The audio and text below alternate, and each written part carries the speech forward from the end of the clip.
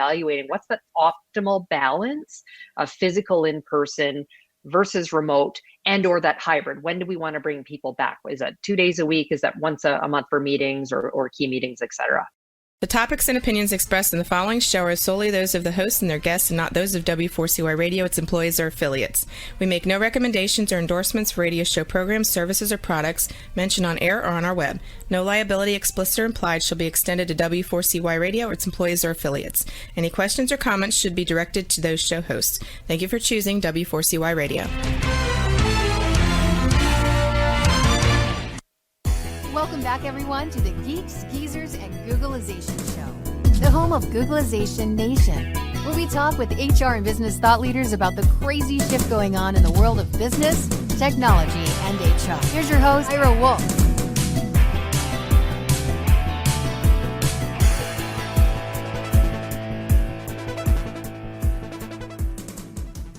Hey, welcome, Googlization Nation, and welcome back to another episode of Geeks, Geezers, and Googlization. We are live on YouTube, Facebook, and Talk4 TV, and I appreciate you being here.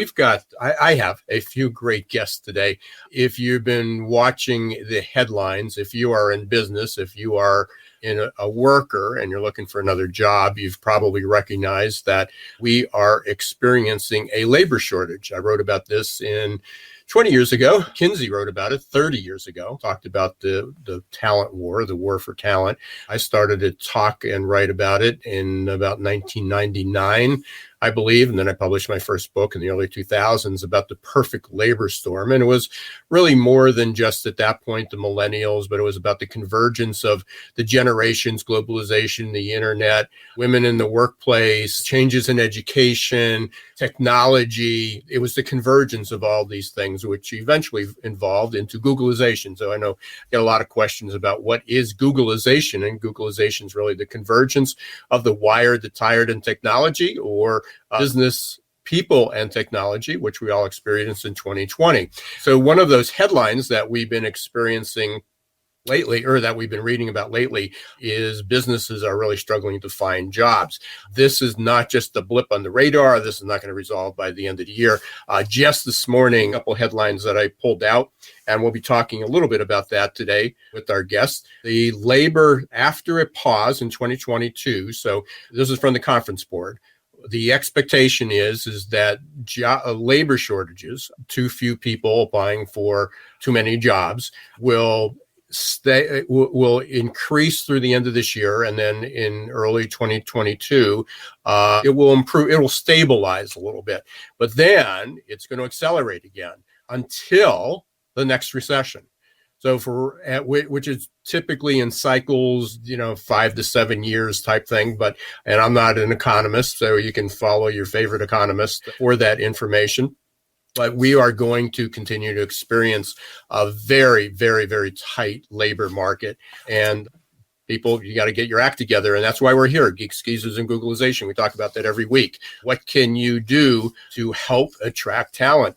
There was another report that came out, Wall Street Journal, and I don't remember where the study was from, but they reported on it, that there are now more job openings than there are qualified people to fill them. National Federation of Independent Businesses found that 92% of small businesses report that they are getting few or no qualified applicants. And so big challenge. But part of the transformation, and also an opportunity that's out there, is that hybrid workforce is with us. And where 99%, we'll get into this with our first guest in just a minute, but prior to the pandemic, 99% of companies required employees to be at work 80% or more of the time. That number now has been reduced to about 10%, require their employees to be at work, not working, but at work more than 99% or more than 80% of the time. So big shift. And that has huge implications, not only for recruitment, but for retention, for engagement, for diversity, inclusion, you name it. And companies are still trying to figure it out. So our first guest today is going to be Victoria Pelletier. She is a IBM vice president of talent talent and transformation leader, if I got that right, Vice President and North American Talent and Transformation Leader. And then our second guest we're going to follow up with is Kia Roberts. She's the founder and principal of Triangle Investigations. We're going to talk about some compliance issues and some misconduct that will be that it needs to be addressed. And that can be anywhere from discrimination to sexual harassment to bullying. Now that it doesn't go away just because we're working remote. And Kia, if I didn't say this, was the former NFL Director of Investigations. So we've got two really phenomenal guests. Before we get there, Roxy can show you there's a number of webinars that relate to this. I spoke with Ed Gordon last week. And Ed, if you're not familiar with him, he's been a labor economist who wrote over 20 books. And the website, the interview is available on YouTube. You can watch it there. I also have two webinars that are available. One is your duct tape won't fix your effed up candidate experience, which is a real critical part. And then also we're talking about adaptability, how we need to change. And we're living in a world of digital transformation. And you can access those replays on the links that Roxy just displayed. And we'll show that again throughout. But right now, I want to also thank Ngomo, who just last week launched their new app. So I appreciate Ngomo being one of our sponsors, and of course, Success Performance Solutions, which you'll hear from both of them in just a few minutes at the break. Right now, let's bring on Victoria Pelletier. As I said, she's the IBM Vice President and North American Talent and Transformation Leader. That's a big title. You must have that on your door, the whole tag, right? Yeah. No, I've decided to cut that down. We've got acronyms galore at IBM, so I just use that. I tend to just sign off my emails just VP, both my initials and my title. VP. Easy to remember. Well, welcome. Thanks. It's great to meet. We did it digitally over the week, getting to know each other, but appreciate to be here. And, I reached out to you about the hybrid workforce, certainly IBM, just studying the future of work. They've been all over it. I remember hearing, I don't think Gina's Rometty she's no longer CHRO, I believe. But I remember hearing her, she was still in that position a little over a year. It must have been April or maybe April last year. And she was on a panel and they were talking about surprises, what was going to what changed or, what caught them off guard. And I remember her saying, and it struck me because here was IBM with all this data and understanding it. They didn't really have a clear idea who the essential workers were. When it's like everybody can go home except for the essential workers, or everybody shouldn't report to work except for essential workers. It's like, so who's an essential worker? And again, brought a new term in the HR world. But now that we are coming back with a vengeance, the economy's hot, stock market's hot, job market's hot. We are dealing with this thing called hybrid workforce. And somehow people think it's remote or it's at work on physical site. And there's, I don't know how many shades of gray between there. What are you seeing? What are you hearing from your client? What's going on your end? Well, a multitude of different things are. So hybrid work, as you said, very much so has become the new vernacular and explaining just quite frankly what I think is going to be just the new normal of the way in which we work. We are social animals, so there is a desire to still, I'll say, break bread. I'm used to hopping on planes and going and seeing clients all of the time. I don't miss the flight delays all the time, et cetera, but I miss that opportunity. And so what I think we're going to see is, this mix, and this is what companies are trying is I'm working with clients right now, CHROs and other executives of companies, trying to figure out what's the right balance. As you said, there are essential workers. For IBMers, those were things like individuals who needed to reside in data centers, right? We're protecting the infrastructure and the data of other companies, or where we process transactions for financial services clients who wouldn't want that done in someone's home. So you're right, we needed to work through that. And as I'm working with companies like manufacturing or think contact centers where it requires being in physical locations depending on the type of work that they're doing or the calls or contacts that they're handling, recognize, that's going to continue to exist in physical workplaces. But the rest, and employees in particular, are looking for, many of whom, and I think, my kids are older, so they could care less whether I'm here at home or not. But for those with toddlers who are walking in behind, we see that on news channels, et cetera, they're looking to go and get out of, these four walls and these square windows that we're staring at. But also, as you mentioned, it's around this balance between productivity yet engagement. It requires a very different type of leadership in terms of how we need to be communicating, keep employees engaged. You think of design thinking sessions or innovation or creativity, a lot of that done on a whiteboard in a room with all of those juices flowing. So it's much more so around evaluating what's that optimal balance of physical in-person versus remote, and or that hybrid. When do we want to bring people back? Is that 2 days a week? Is that once a month for meetings or key meetings, et cetera? Right. And I guess, going back again, is people are, it's almost a binary choice. People are looking, it's a binary choice. And if you put it on a slider, 100% remote to 100% at work, the challenge is the slider is going to be constantly moving. It's going to be up and down. This isn't going to be the last challenge we have. Reaching out to top talent, we may have that, but they want to be home 2 days a week. So it's going to be a choice. Do you hire that person because you have this, or not hire them because you have this policy that they have to be there 80% or 100% of the time? Or do you make arrangements and then all of a sudden childcare changes, or their spouse's role changes, their job changes, or this week their spouse is, traveling and they have to rearrange their childcare. So again, I think if people look at it as this perpetually moving sliding scale of what hybrid means, which drives people crazy because humans are addicted to certainty. We need to, we need to know. You mentioned something earlier though, and again, I think this fits into that conversation. You said that, well, the data workers, the data center employees were essential. They needed to be on site. But even with involving technology, that's a security issue, that's a confidentiality issue, that's a privacy issue. But, with things like blockchain, will that change that?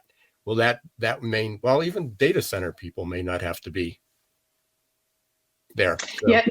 Yeah, you're right. I mean, and this is what companies are evaluating now, what they once thought were essential to be in the office. I spoke to it with a large US state head of their technology. I think they have about 15 or 1,600 people. And the way in which they measure their team, their performance, was seeing physical bums and seats. And they asked, well, what if we were to have people some kind of a rolling hybrid environment, et cetera, and how are we going to manage their performance?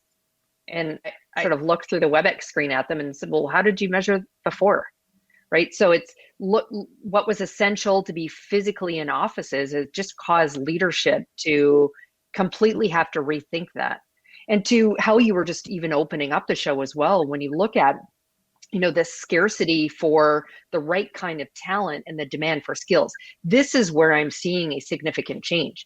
There's a much more rapid acceleration around digital transformation, modernizing infrastructures and the cloud environments and the applications they reside upon, number one, and two, automation of work. So what gets left behind, looking at those kind of skills, that's changing. So employers, when they're looking at this optimization of workforce and how is it connected to their business strategy, the conversation becomes much more around the skills that are required for this future of work, and where do we go to get those skills, and therefore that means looking much more broadly at global economy and workforce to deliver, even for those who might have traditionally only operated in certain physical hubs in certain geographic locations.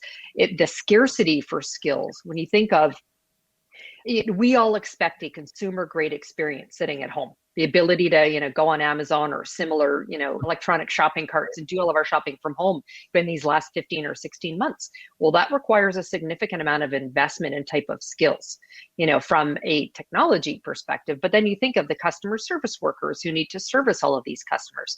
So that's where there's this shift now in, getting the right kind of skills. Do you buy that talent? But as you said, there's not necessarily enough of it out there. Are you developing the skills? Are you investing in education? And for the changing propensity of skills, that's the other thing. The shelf life of skills is decreasing rapidly to less than 3 years, 2 years, right? So that's that balance now. And so therefore, getting workers with those skills in the environments in which they want to work is completely changing the way that businesses and leaders need to be thinking about it now. What are some of the skills that you're seeing are in highest demand? A significant amount of technical skills right now. So things like CRM skills, Salesforce, one of the hottest skills out there. There's also a migration. I spent a lot of time with CHRO. So you look at the human capital management systems that are out there. They all need to be migrating to the cloud right now. Tax updates, and it's important we all get paid. And so, we're seeing that shift to the cloud. So there's functional technical skills that are required. But what's really interesting is there's also a shift in the soft skills. As we automate more, what gets left behind for workers to do are higher value activities where you need critical thinking skills and the ability to be agile and pivot. And I don't mean agile in the waterfall technical sense, just the ability to adapt and adopt to new processes very quickly. And as leaders, again, operating this kind of environment, there's very different skills that we need in terms of leaders who can engage in a very different way, communicate in a very different way. Employees are also expecting much more transparency in their employers, right? And connectedness to think of what's happened from a social standpoint as well. So connectedness around values, you mentioned diversity, equity, and inclusion. So those all are soft skills that are much more amplified than they were in years past. And so where do we get these? I mean, the Chamber of Commerce just came out Monday, I think, or Tuesday of this week.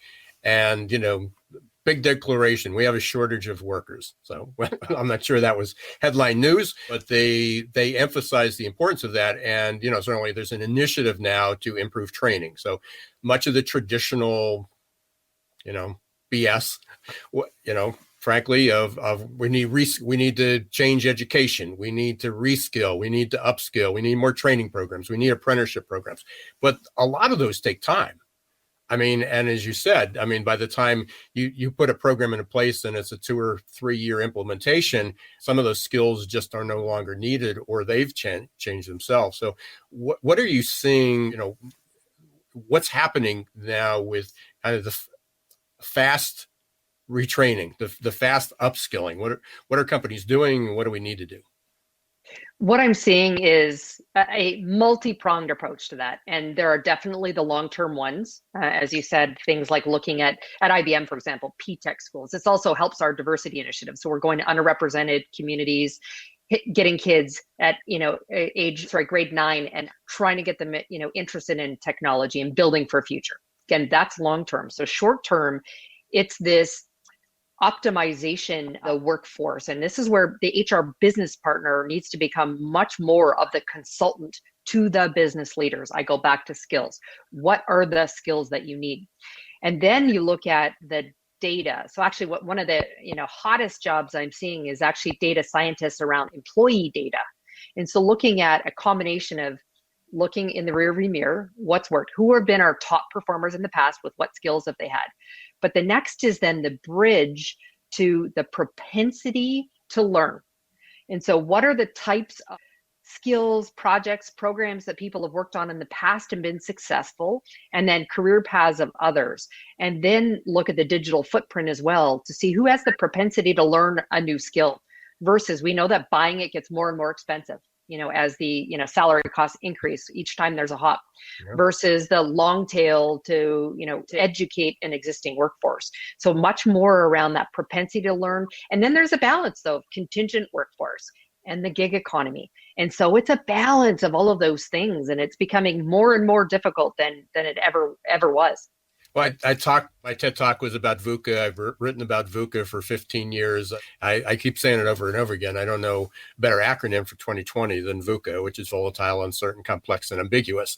And that is, if there is a new normal, which nobody likes to, again, there is no such thing as normal. We're going back to that. I talk about next waves of normals, that there's going to be multiple normals. We're each going to experience it a little differently. It could be different for industry, per people, per region. So we're all going to have these different normals happening in different waves. That's scary. It's terrifying. It's also fascinating. I mean, it's, people like you and a lot of people at IBM and a lot of consultants that I know are fascinated by, where things are going to go, but it's terrifying if you're an employer. So, Absolutely. And trying to figure out your business model. I talk a lot, in addition to VUCA, I mean, the solution to that, we talk a lot about the soft skills. And, I can say every single day I get called by someone say, can we test for work ethic? Can we test for grit? What about resilience? And, throughout these buzzwords, and that's like, if we have somebody who's resilient, now they'll be a good employee. And they may stick around. They may not quit impulsively, but that doesn't make them quality. In fact, one of my guests next week is David Houle. He has a new book, and his book's called Cognitive Dissonance. And, one of the skills we talk about in the AQ, adaptability quotient, is mental flexibility. And it's the ability to have these multiple thoughts, or to have kind of opposing thoughts and have them in your head at the same time and make sense of them. That's a skill that obviously a lot of people don't have because we've been, again, addicted to this certainty. What do you, I guess, and this falls in line with the skills that we need, but what do you see as the biggest challenge that companies are having in training and getting the people up to speed? Because even with retraining, it's like, so if I complete this course, if I go back to school for 2 years, then I get a job and I get a raise. And we go, no, that's not guaranteed. You have to do it, but we're not guaranteeing anything. What do you think is the biggest, one of the biggest challenges that I guess employers are facing, even figuring out what do we need to train? Well, I go back to the connecting skills for the future with business strategy, right? So you think every business has a 1, 3, 5-year business strategy. So it's connecting that back to, again, the skills that are going to be required to deliver the outcomes as part of the business strategy. So, figuring that out, and again, 2, 3 years out, so you have the lead time to build or buy or automate, those skills that are required. The next thing would be around the way we look at measuring performance is changing. And you touched on that around flexibility and adaptability and how do you measure for that. And when I think of the way we look at, so many business processes are being automated right now. And as I said earlier, what gets left behind are the higher value type of activities that require the ability to break the rules to deliver an outcome sometimes. Mm-hmm. Not like with our next guest from our breaking some of the compliance issues, but you think of in a contact center, right? Well, A and B, like this is what the rules I need to follow. Well, they don't always make sense. And so the expectation we have is very, very different. And so for employers, it also means looking at measuring performance very differently. So being incredibly performance and pay, quite frankly. So being really clear that pay is linked to skills, demand for skills. So it's incumbent upon the employees to also be educating themselves and building their skills. They are, however, looking for employers to invest in them as well. And that breeds, in their mind, job security. We know that there isn't really job security, but if you continue to stay current with skills, it keeps you in demand and therefore somewhat secure. And so that's one element of pay. But then also the other pay component is pay for performance. And so being really clear on outcomes that are expected. And some of that comes with flexibility to be problem solvers, to be innovative and creative in delivering solutions in a very different environment. And that also means being iterative, right? Because we're going to go through that. And sometimes the adage, you can't manage what you can't measure. But some of those elements, when you say this is the outcome that I want, might initially be not as tangible. So again, that's a very different type of leader who needs to lead in that way and coach and develop, again, be really transparent with expectations, or I always talk about outcomes that we're expecting for the constituents we serve, whether those are employees, customers, or clients. And going back to talking about the hybrid workforce. So everybody's struggling with this. We're going to bring some people back. We can't. what's the first thing? I mean, for companies that are in the throes of this, which is almost every company, but especially I work with a lot of small, medium-sized businesses, and this is completely new to them because they always thought they had to watch people literally managing by walking around. You're not going to be able to walk around remotely. What are some of the things that, any leader, but small, medium-sized business owners should be doing right now to evaluate, to determine what shape or form hybrid takes? I'd say first and foremost, ask your employees. I'm seeing some companies who are going all in and creating what they, these hubs, innovation hubs, they're reconfiguring offices with a smaller footprint without actually understanding how many of their employees plan on returning to a physical work environment or want to. They can dictate it, but they might not actually. Novel idea. Ask your employees. Yeah, shocking, right? So I'd say that first and foremost, but then also understand, what's the business that you're in? What is your business culture? I think of, again, if you're innovating and creating products or designs, or you think marketing, et cetera, that there's a lot of that creativity that does happen when we come together. The distraction that comes and sitting behind a Zoom or a WebEx call is not the same. So, the answer is typical consultant speak. It depends is the answer, but it really does on what employees want, what's the work product or service that you're delivering, and what's the type of culture and environment you're in. And so that's where I think and then there becomes a blend. Like, I think you need to. I think the expectations for employees that employees have are very different. So it's a balance between all of those elements. And so each individual small business owner is going to have to assess that. But again, based upon conversation with their employees, with their customers, and assessing the needs of the work products, services, and outcomes they're expecting. Yeah, and if the McKinsey study is right, where only 10% executives feel that they're going to be 80% or more, or that 10% of the workforce is going to be at work 80% of the time, that leaves a lot of shades of gray, going from 100% remote to whatever. So, Victoria, I really appreciate it. We can talk. I can talk to you forever. So, a million more questions I have. Hopefully, you'll come back. But for people who want to reach out to you, people want to learn more from you, how can they do that? They can find me on my website, which is victoria-pelletier.com, or you can certainly look me up on LinkedIn as well. Excellent. Real quick question. We got just a few seconds here. A year from now, I have you back on the air. What are we talking about? Quite honestly, I think we're going to be talking much more the same. This normal is going to shift. As you said, we want stability, but it doesn't exist. So comfort and change, don't exist. So I think we're going to be having similar conversation. That's my answer too. So when I ask that, thanks very much. Thank you for being part of Geeks, Geezers and Googlization. Please stay safe. We will definitely be in touch. Thanks very much. Thank you. Okay. Thanks. Have a good day. Wow.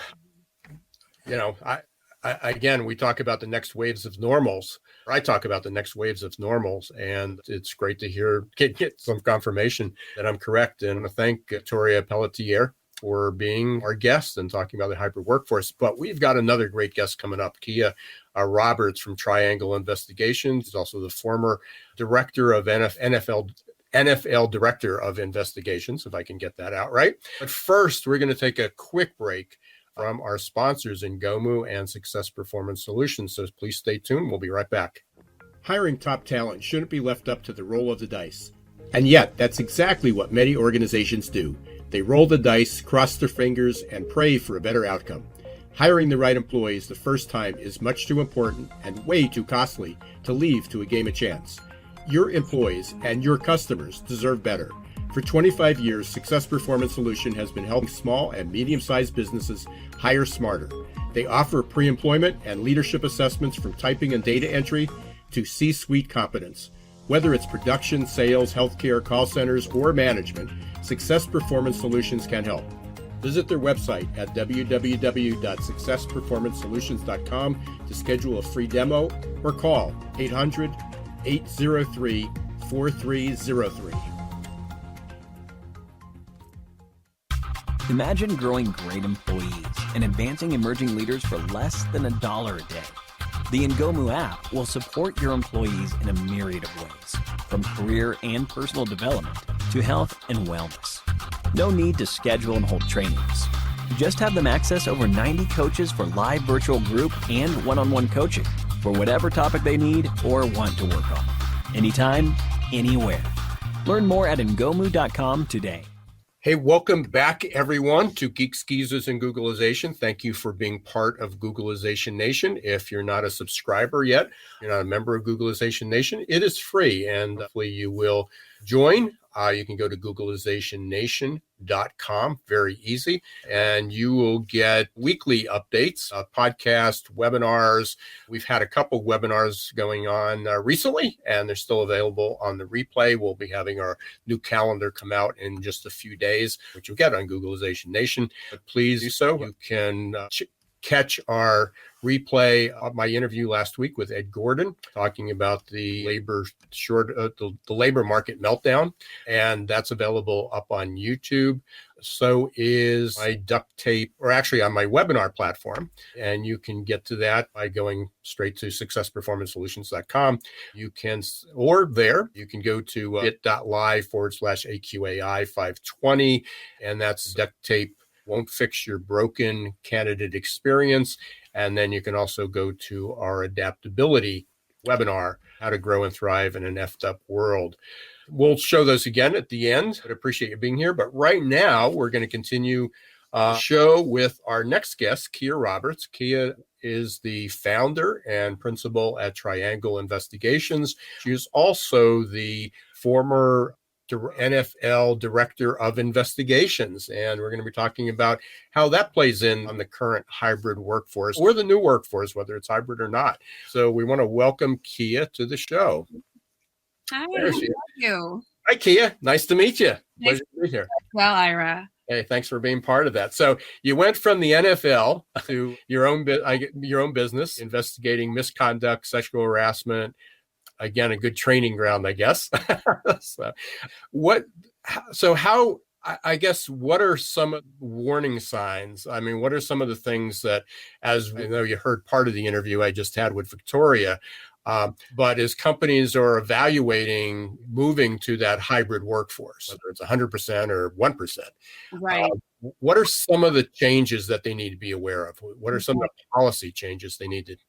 So it's absolutely critical that employers continue to do the really good and consistent and substantive work of keeping their finger on the pulse of the employee experience. So employers cannot say, oh, well, people only hear 50% of the time, 25% of the time. It doesn't make a difference, because the fact of the matter is, if an employee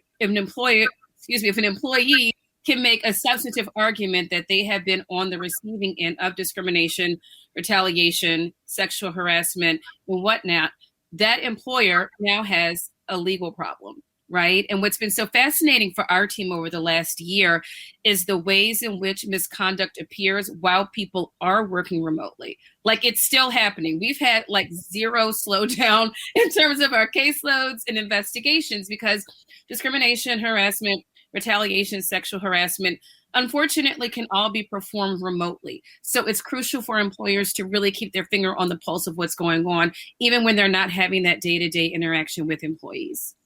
So there's obviously, I won't say obviously, hopefully it's obvious to most people that there are certain things such as bullying, sexual harassment, whether it's in the workplace or whether it's virtual, right? They're the same.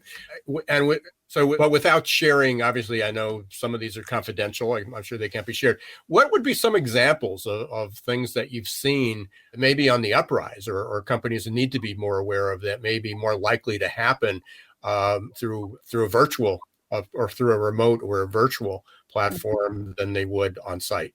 Right, absolutely. So we had an investigation last summer that I call our uniquely 2020 investigation, in terms of the allegations and what employees were saying was happening. So, for example, there was an African-American woman on the team who said that the manager would make her turn on her camera for meetings to keep an eye on her, but didn't ask the white team members to do so, in a way that to her felt like monitoring and excessive performance review. We've also seen some complaints with managers really not having good boundaries about work versus home now that we're all working remotely. So, managers that expect people to respond to emails very, very late at night or on weekends or early in the morning because the line between work and home has gotten so blurred. We also had a really interesting investigation where we really started to explore the bounds of what is an employer entitled to know and not know with respect to your health status. So this was pre-vaccine. This particular employee stated that he got sick with coronavirus pretty early on in the pandemic and had a rough time, but ultimately recovered. But that his manager was asking questions, were you sick? Did you have coronavirus? In a way that felt to him intrusive and possibly violative of his medical privacy. So it's appearing in every way possible, people being rude to each other in Slack messages, in Teams chats, and this person was gesturing in a certain way in the camera. And that made me feel fearful, even though we weren't in the same room. So it's been all across the board, but it's certainly happening. So we've taken off, we're flying the plane, and we're trying to figure out how to stay in the air and land it, right? Right. Yeah. What are, I guess, some of the things that you mentioned, though, and I've seen this in everything else, including talent acquisition and engagement.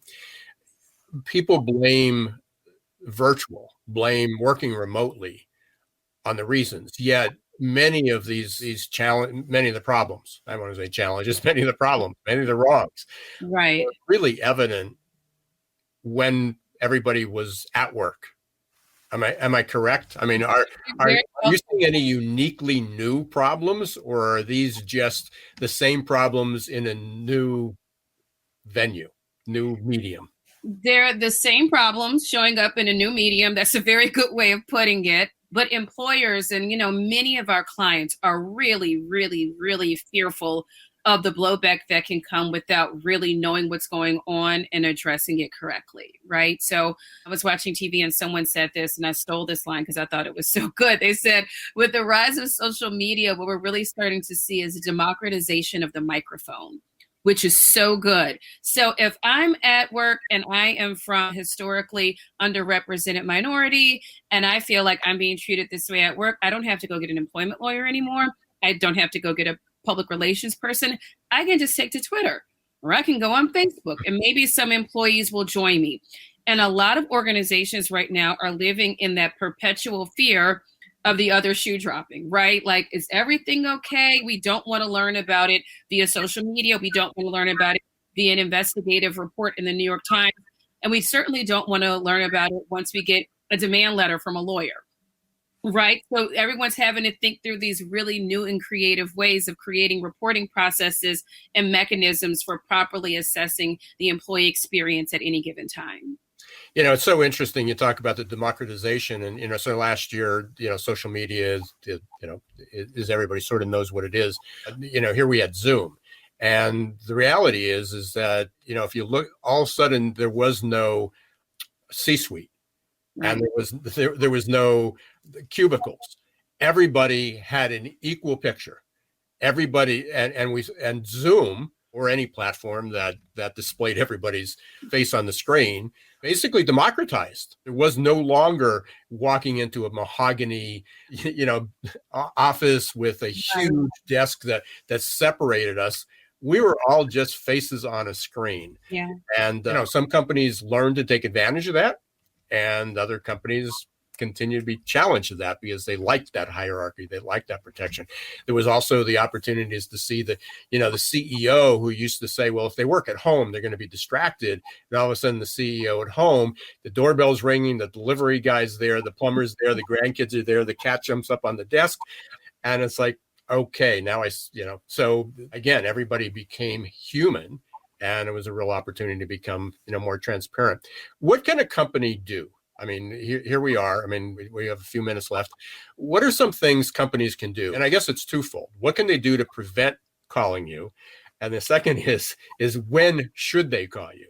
Right. So with respect to the first question, what can they do to prevent calling you? One of the best things organizations can do for themselves just out of the bat is get a really solid, good code of conduct outlining exactly what is acceptable with respect to employees' behavior. So that code of conduct serves as a guardrail, right? Saying these are the parameters for your employee experience and behavior. But then it also serves as a very effective risk management tool where, God forbid, a few years down the line, someone does file a lawsuit, you can say, we had this code of conduct in place. Employees were told that this is what was expected of them. So that's the first thing you can do to prevent calling me, kind of get that code of conduct behavior structure in place first. Now, do you help? I just want to interrupt you a second. Do you help people develop that, or is there a good source you can send people to? And again, it shouldn't be a copy and paste. I assume that's right. Right. So no, we help organizations write and craft their codes of conduct. We can do that in any way that the employer would like it done. We can do a listening session with your team. We can do an analysis of your misconduct stats and really kind of identify problem points and pain points within the employee experience. And we work together in lockstep to write that code of conduct. While you brought that up, we can be found at triangleinvestigations.com. And if you mention this show, you do get a price of 50% off your code of conduct. We call it the most inexpensive insurance policy you will ever have with respect to that code of conduct. And then with respect to, when you do call us, what are we working through? So we are giving you, we can either perform an investigation because something has happened, like a very general misconduct investigation, digging into specific allegations, or we can help you build out an entire accountability structure. So that's the creation of your code of conduct, creating reporting processes and mechanisms for people to report misconduct, and then walk through what a consistent and thorough investigation should look like and how the parties involved in the investigation are ultimately informed of the outcome of it. And we walk you through that end to end. And then we leave and you have a wonderful thing that hopefully stops you from being sued in the future. That's my lawyer hat coming on with the risk management perspective, trying to protect our clients in that way. So what happens when that also doesn't, it's not 100% foolproof. So you got the code of conduct, you did the training, everybody's aware of it, but people are still going to violate it. We're still dealing with human beings. It goes off the rails. When should somebody call you? So if you have a specific incident that someone has already alleged, saying that they've been a victim or on the receiving end of or witnessed misconduct, call us then. But if you have any questions at all, any holes that you're starting to kind of perceive within, is your code of conduct tight enough? Are people really reporting misconduct? That's become a huge issue, right? So, a lot of organizations know that there's things going on. How are people reporting it? Are things bubbling up to the level of management where it needs to go for it to be correctly addressed, right? So there's really, really spending a lot of time figuring that out. And we can do a complete analysis with you of where your weak spots are and work with you to create really good, strong risk management focused solutions. You bring up a great point there. Just because you don't hear it, it doesn't mean it's not there. Yes. So how, and surveying your employees is one thing, but what are some ways you can recommend that people can, find out? If it's quiet, it's either good news or it's just waiting to simmer over. Absolutely. How could a company, what could a company do to find out if it's really quiet? Right. So our organization has an app that we've developed. It's called Telly. It's available on Google Play and the App Store. And that works as a reporting mechanism for employees to report misconduct within their organization. They make the report on the app. Within 24 hours of having received the submission, we've made contact with the reporting party.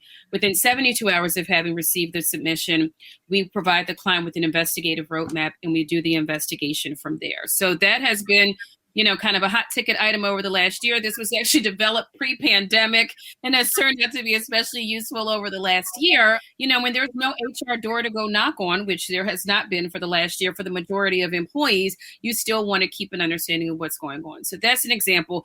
And then there are hotlines. And then there are designated people within the organization that we're saying, we know we're all working remotely, but if something happens, this is the designated person that we'd like you to be in touch with, so that organizations can really wrap their arms around what's going on. Excellent. So you already gave the website, but we'll do it again. If you heard the last, I try to wrap up each guest's appearance with this question is 12 months from now, I'd love to have you back, hear what's going on. What are we going to be talking about?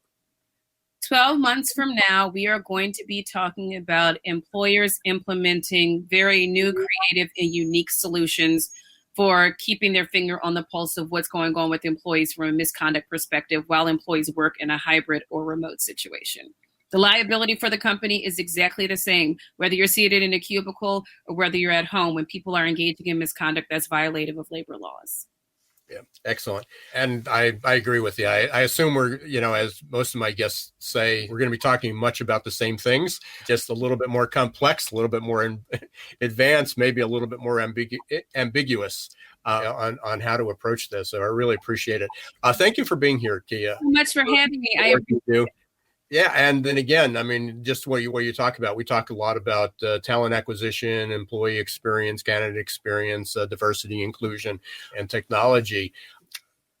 All of this is so, I don't know how we achieve any of that. How do you improve your brand if you don't have if people don't feel psychologically safe? How do you improve diversity inclusion? How do you reach diversity or reach inclusion? I can't say diversity, but inclusion if we don't have that. So such a vital role and something that I'm not sure a lot of people thought about until now. So thanks very much for sharing that.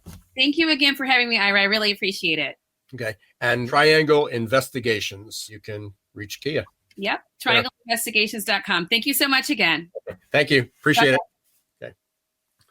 And here we are at the end of another Geeks, Geezers, and Googlization show. Thank everybody for being part of it. Thank you for being part of Googlization Nation. If you'd like to get updates on future shows like this, our guests, and also some webinars that we've had and are coming up, please subscribe to Googlization Nation. And again, you'll get mostly weekly update.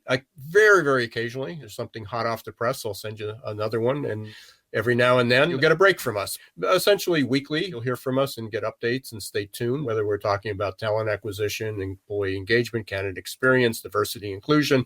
And we have great guests like we did today, Victoria Pelletier, IBM EP, North American leader for transformation and talent, talking about the hybrid workforce, and also Kia Roberts from Triangle Investigations. You can reach both of them. Please share the show with your friends, your colleagues. Hopefully you found it worthwhile.